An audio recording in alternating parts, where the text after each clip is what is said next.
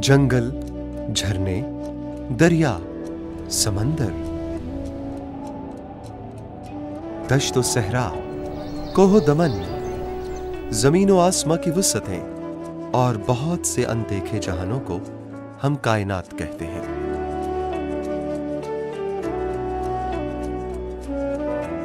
जिंदगी को खूबसूरत बनाने के लिए कुदरत ने माहौसाल को मौसमों के आईने में उतारा। ये जहाने रंग बू और इसके कोमल गीत रूह की पाकीज़गी का खूबसूरत एहतमाम है। मगर आज वक्त की दहलीज पर खड़े लम्हा लम्हा बिखरते दम तोड़ते ये सारे मौसम इंसान से सवाल करते हैं, क्या हमने तुम्हें पुरफजा मंजरों और हवाओं का नजराना पेश नहीं किया? क्या हमने कभी तुम्हें प्यासा रखा? क्या हमने तुम्हारी सांसों में कभी जहर घोला? क्या हमने कभी तुम्हारी जिंदगियों का चिराग गुल किया?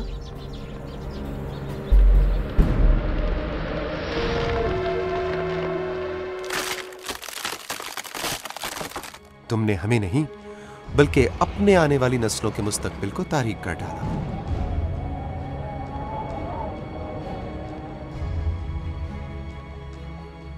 क्या हमने कभी सोचा कि फसलें क्यों कम हो रही हैं, सहरा क्यों बढ़ रहे हैं, समंदर क्यों बिफर रहे हैं, पानी, गैस, बिजली और दूसरे मसाइल दिन ब दिन क्यों बढ़ते चले जा रहे हैं? ये सारे सवाल, ये सारे खौफ दरअसल नतीजा है मौसमियाती तब्दीली यानी क्लाइमेट चेंज का। क्लाइमेट की तब्दीली ये होती है, मगर किसी इलाके में सपोज सर्द इलाके हैं तो वहाँ पर सर्दियों में बारिश किसी ख़ास महीने में शुरू हो जाती थी, वो अब नहीं होती है। बर्फ़ साल में 5-6 दफ़ा 7-8 दफ़ा बर्फ़ होती थी, वो बर्फ़ नहीं होती है। वो क्लाइमेट जैसे हम एक तरह से अडेप्ट कर बैठे थे कि ये गर्मी आएगी, इतनी गर्मी आएगी, इतनी सर्दी आएगी, वो शायद सर्दी भी नीम गर्म हो और गर्मी बहुत ज़्यादा तेज़ गर्म हो, तो जो ऑटम और स्प्रिंग है वो उनकी डेफिनेशन ख़त्म हो जाएगी। सर्दी, गर्मी, ख़ज़ां और बहार के सदियों से मुअय्यन चक्कर को इंसान ने अपनी बेजा मदाखलत से बेतरतीब कर दिया है। पूरी दुनिया में इंडस्ट्रियलाइजेशन रैपिडली हो रही है, जिसकी वजह से जैसे आपकी फैक्ट्रीज़ हैं, इंडस्ट्री है, आपकी गाड़ियाँ बढ़ गई हैं, पॉपुलेशन बढ़ गई है, इन सब से जो इमिशंस होते हैं, जो ग्रीन हाउस गैसेस निकलती हैं, उसकी वजह से हम लोगों के जो पूरी दुनिया का जो क्लाइमेट पैटर्न है वो चेंज हो चुका है। ज़मीन की फ़ज़ा मुख्तलिफ गैसों से मिलकर बनी है, जिनमें नाइट्रोजन और ऑक्सीजन के अलावा कार्बन डाइऑक्साइड और मीथेन वगैरह शामिल हैं, जो सूरज की हरारत को खला में वापस जाने से रोककर जमीन के माहौल को मोतदिल रखती हैं। मगर गाड़ियों और कारखानों से निकलने वाले जहरीले धुएं, दरख्तों के बेदरेख कटाव, पानी और दूसरे कुदरती वसाइल के ज़िया ने जमीन के गिर्द कार्बन और दूसरी गैसों की तह को मजीद गहरा कर दिया है, जिसकी वजह से जहरीली शुआएं भी जमीन से वापस नहीं निकल पाती और दरजा हरारत में मुसलसल इजाफे का बायस बनती हैं। हुआ ये जी कि जो इंडस्ट्रियल डेवलपमेंट है, इंडस्ट्रियल डेवलपमेंट में वो फॉसिल फ्यूल एनर्जी यूज़ करते हैं, पेट्रोल, डीज़ल, इलेक्ट्रिसिटी से। ये और जितनी इंडस्ट्रीज़ हैं उनकी इमिशंस में ज़्यादा कार्बन डाइऑक्साइड होती है जो उस पे से निकलती है। ये इस हद तक बढ़ गई हैं कि सारी दुनिया की जो टोटल इमिशंस हैं वो इतनी ज़्यादा हो गई हैं कि उससे आपकी ग्लोबल वार्मिंग का फिनोमेना, ये ग्रीन हाउस गैसेज इन्हें कहते हैं।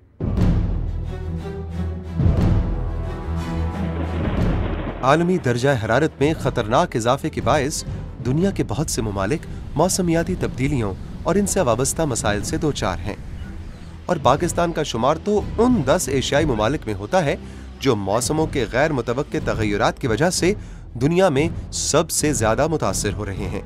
जो इस क्लाइमेट चेंज के ऊपर स्टडी है उसमें वो रेट करते हैं पाकिस्तान को बहुत high on the vulnerability index. हम लोगों ने इतना इम्पैक्ट नहीं किया टुवर्ड्स क्लाइमेट चेंज, लेकिन हम लोगों पे इम्पैक्ट क्लाइमेट चेंज का बहुत ज़्यादा होगा। गर्मी मौजूदारों में 53.7 डिग्री सेंटीग्रेड हो गई, जो कि दुनिया में कहीं भी 4th हाईएस्ट रिकॉर्डेड टेम्परेचर था और पाकिस्तान में हाईएस्ट टेम्परेचर था।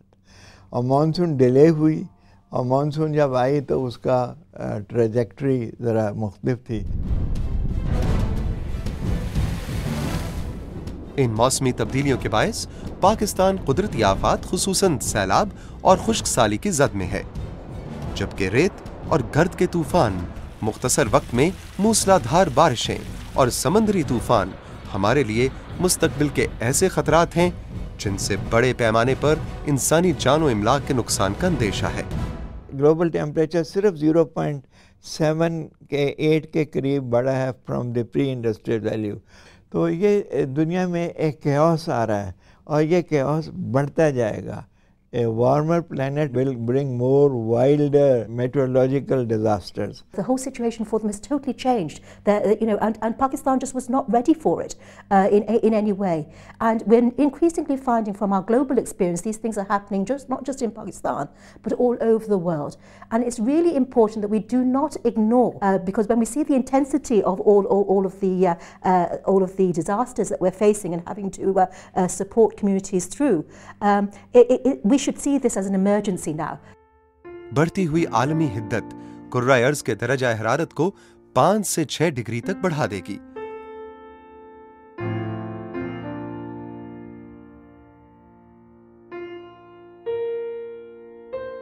कुतुब शुमाली के बाद दुनिया के सबसे बड़े ग्लेशियर्स पाकिस्तान में हैं, जो आलमी हिद्दत की वजह से तेजी से पिघल रहे हैं। क्योंकि गर्मी ज़्यादा हो जाएगी, ग्लेशियर्स जल्दी मेल्ट कर जाएंगे और वहाँ से पानी आना ज़्यादा शुरू हो जाएगा, और फिर एक वक्त ये भी आएगा कि हमें सिर्फ रेन वाटर पे डिपेंड करना पड़ेगा। आलमी बैंक की रिपोर्ट के मुताबिक अगले 50 सालों में हिमालय के ग्लेशियर्स पिघलने से दरियाए सिंध के बहाव में इजाफा होगा और ज़ेरी इलाके सैलाब की नजर हो जाएंगे, जबकि इन ग्लेशियर्स के मुकम्मल पिघल जाने के बाद दरियाओं के बहाव में 30 से 40% कमी वाक़ई होगी और तवील खुश्क साली ज़राअत पर असरअंदाज होगी।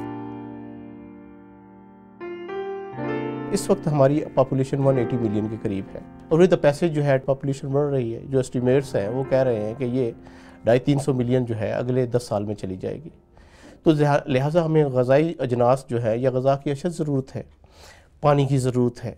पाकिस्तान की तो सर्वाइवल ही पानी पे है। हम एरिड कंट्री हैं, खुश्क कंट्री मुल्क हैं। हमारे यहाँ ज़राअत ही हमारा major source of the economy है। इस वक्त भी ज़राअत तकरीबन 21% ऑफ द GNP है और इसकी कंट्रीब्यूशन तो इससे भी बहुत ज़्यादा है, क्योंकि सारी इंडस्ट्री आपकी एग्रीकल्चर पे बेस्ड है, आपकी एक्सपोर्ट्स एग्रीकल्चर पे बेस्ड हैं, आपकी जो एम्प्लॉयमेंट है वो एग्रीकल्चर सेक्टर दे रहा है। तो एग्रीकल्चर इज़ आर सर्वाइवल और आइंदा 10-20 साल कम से कम एग्रीकल्चर ही पे हमारा इन्हिसार रहेगा। हमारी agriculture by and large irrigated agriculture है, जो पानी जो स्टोर्ड पानी है उस पर डिपेंड करती है। अगर वो पानी खुदा न खास्ता वो कम हो जाए, जिसके unfortunately the threats are there, तो हमारी तो सारी सर्वाइवल ही ख़त्म हो जाती है, हमारी एग्रीकल्चर ख़त्म हो जाती है। एग्रीकल्चर ख़त्म हो जाती है तो उसके बाद हमारे पास है कुछ नहीं है। इसलिए हमारे लिए तो ये वाकई ज़िंदगी मौत का मसला है।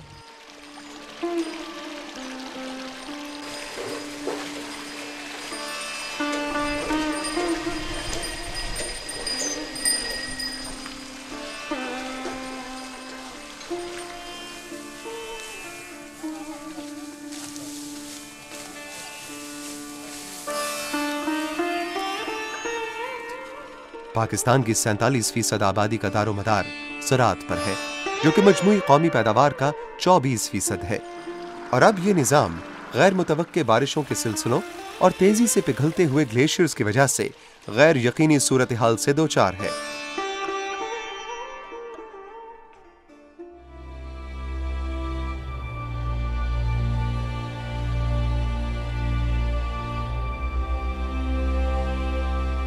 सैलाबों के बढ़ते हुए रुझान के बायस दरिया अपने रास्ते तब्दील कर रहे हैं और ज़ेरे काश्त रकबे दरिया बुर्द होते जा रहे हैं। फसलां को नुकसान थे, कोई चीज़ में बच जो नहीं गई, बुढ़ गई है फसलां दी, तो उनको नुकसान आ गया ना। 20 साल असा पिछू तो बन पाए ना, बात असा उतनी मेहनत करे सूँ भावे 20 साल तो बात असा ही दे हिसाब से आस। अब जब पानी फालतू हमारे पास आता है, जिस साल फ्लड आता है उस साल हम पानी को, जो हमारे लिए तो सोना है, उसको हम ज़ाया ना होने दें, उसको हम स्टोर करें। दुनिया ने डैम्स बनाए हैं, मुल्कों के पास 200-200, 400-400 डैम्स हैं। हमारे पास सिर्फ 2 डैम्स हैं ले दे के, हमने उसके बाद कोई डैम नहीं बनाया। दरियाए सिंध और चनाब के दरमियानी इलाके दुआबे का रहने वाला मास्टर मोहम्मद असलम भी दूसरे काश्तकारों की तरह मौसमी तब्दीलियों के असर को महसूस कर रहा है।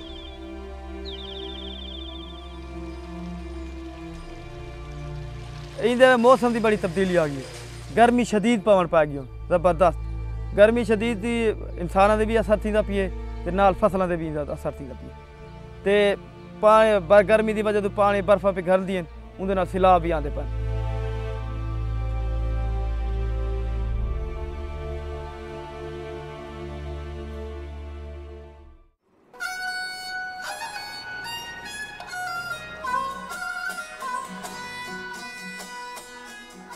बढ़ती हुई मौसमी तब्दीली के असरात किसी खास तबके या इलाके तक महदूद नहीं, बल्कि इससे मुतासिर होने वाले हर जगह मौजूद हैं।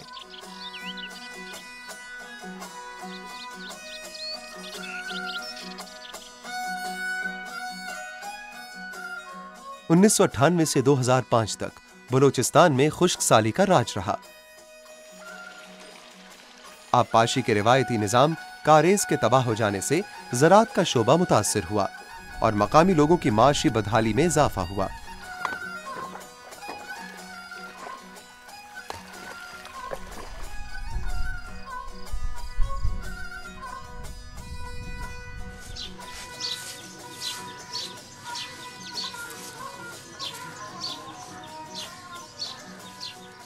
पहाड़ के दामन में लोग क्या करते थे कि कुएं खोदते थे, तो इन कुओं को फिर नीचे से जो पानी इनका लेवल होता है उससे लोग एक दूसरे से इंटरकनेक्ट कर देते थे।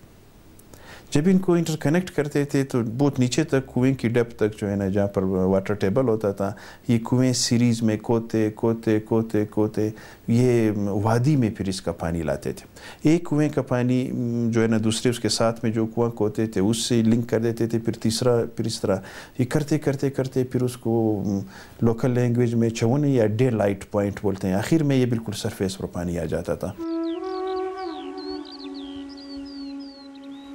इस तवील खुश्क साली में पशीन, किला सैफुल्ला, हन्ना उड़क और क्वेटा के इलाके नाकाबिले तलाफी नुकसान से दो चार हुए।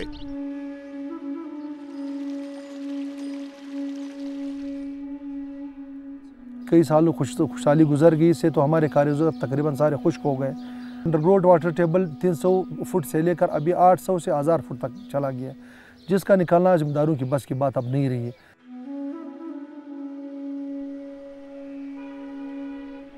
ये इलाके सेब और दूसरे फलों के लिए मशहूर थे, लेकिन खुश्क साली और ज़ेरे ज़मीन पानी की सतह गिर जाने की वजह से हरियाली वक्त से पहले खज़ां में ढल गई। लोग अपने हाथों से लगाए हुए फलदार दरख्तों को बतौर ईंधन जलाने पर मजबूर हो गए।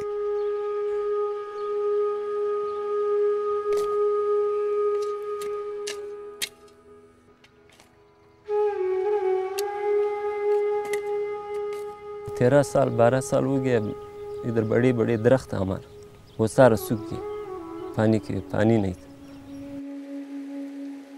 कारेज का वो निजाम जो जमीन और इसमें बसने वालों की प्यास अपनी ठंडक और रवानी से बुझाता रहा, जमाने की नफसा नफसी की नजर हो गया।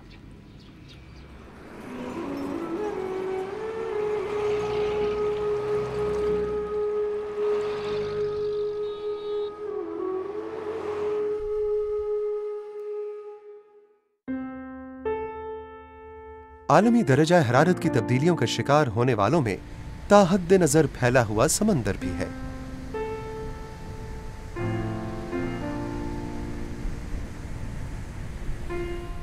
पाकिस्तान के जुनूब में सूबा सिंध और बलोचिस्तान की साहिली पट्टी लगभग 1046 किलोमीटर पर मुहित है, जहां बिखरा हुआ समंदर साहिली आबादियों के सर पर खतरे की तरह मंडला रहा है।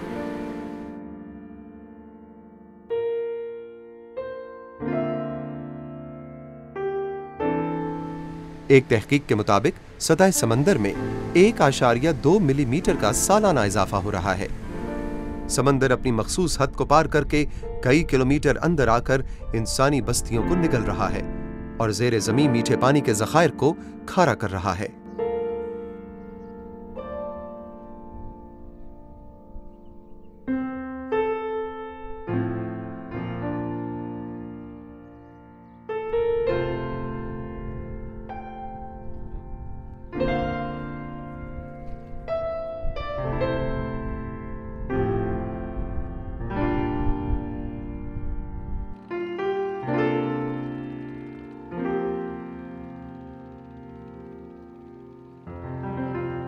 पहले तो आगे रहते थे, अभी समुद्र के हिसाब से बहुत हम पीछे आ गए हैं और समुद्र जैसे हम पीछे जा रहे हैं तो समुद्र भी पीछे हमारे पीछे आ रहा है और अभी जो है 4-5 सालों में ये हमें पता नहीं कहाँ छोड़ेगा।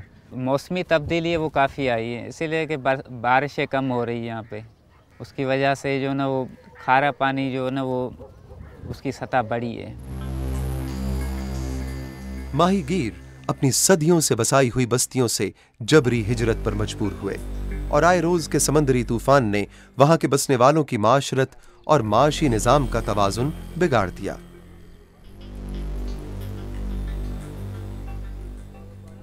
संजा जेके मिट माइट सब बेचारा बुख को जहरीले पानी को भजी विया आहिनि, बाक़ी बचा आहिनि चिंद ॿ टे घर।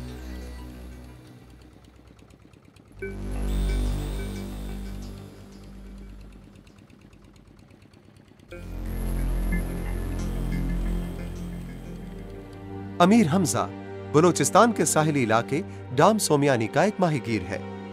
2010 का समंदरी तूफान इसके इलाके को निगल गया।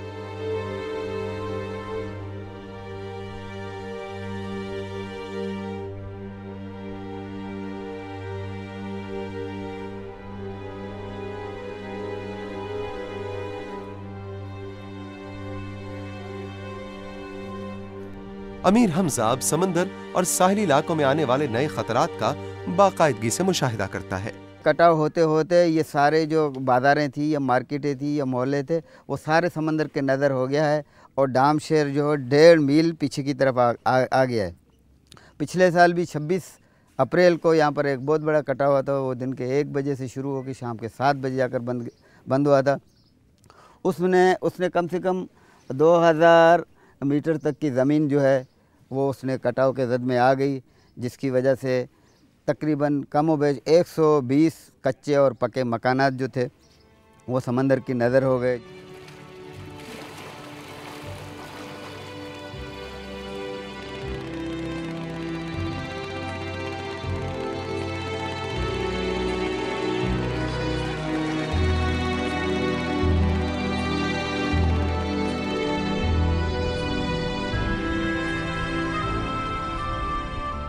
मौसमी तब्दीली की बेरहमी के साथ साथ इंसान ने अपने